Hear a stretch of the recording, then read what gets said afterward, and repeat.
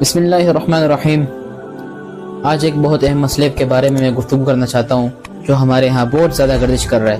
وہ مسئلہ یہ ہے کہ ہمارے ہاں بہت سے لوگ اس غلط فہمی میں مبتلا ہیں کہ جو سحری کی اذان ہوتی ہے، اذان ہونے کے باوجود بھی ہم کھا پی سکتے ہیں، یعنی جب تک اذان ختم نہ ہو ہمارے لیے کھانا پینا جائز ہے، اس سے ہمارے روزے پر کوئی اثر نہیں پڑتا۔ تو میں صاف طور پر کہہ دینا چاہتا ہوں، اسی صورت میں آپ کا روزہ فاسد ہو جاتا ہے، آپ کو اس کی قضا کرنی پڑے گی، اس لیے ایسے عمل سے احتیاط کریں۔ دیکھیں، آپ کو میں ایک بات عرض کر دینا چاہتا ہوں کہ جو روزے کا تعلق ہے سحری کی انتہا کا اور افطاری کی ابتدا کا، دونوں کا جو تعلق ہے نا، دراصل اذان کے ساتھ نہیں بلکہ وقت کے ساتھ ہے۔ اذان ہو یا نہ ہو، وقت ہو گئے سحری بند کریں، اذان ہو یا نہ ہو، وقت ہو گئے افطاری شروع کریں۔ تو جب تعلق وقت کے ساتھ ہے تو پھر آپ کا اذان کے ٹائم کھانا کس طرح درست ہوگا؟ یعنی اذان کے ٹائم کھانا تو اذان تو تب ہوتی ہے نا جب وقت ہو جائے۔ اذان تو وقت کے بعد تھوڑی دیتے ہیں، وقت سے پہلے تھوڑی دیتے ہیں، وقت کے جیسے ہو جائے تب اذان دیتے ہیں۔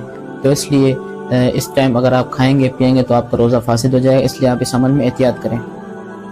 اور جو وہ والی حدیث ہے جو بعض حضرات پیش کرتے ہیں کہ آپ صلی اللہ علیہ وسلم نے فرمایا کہ اذان ہو جائے پھر بھی کھاؤ پیو، دیکھیں حضور اکرم صلی اللہ علیہ وسلم کے زمانے میں اذانیں دو ہوتی تھی، ایک تہجد کی اذان ہوتی تھی اور ایک فجر کی اذان ہوتی تھی۔ تہجد کی اذان جو تھی وہ حضرت بلال حبشی رضی اللہ تعالیٰ عنہ دیتے تھے، اور جو فجر کی اذان تھی وہ عبداللہ ابن مکتوم رضی اللہ تعالیٰ عنہ دیتے تھے۔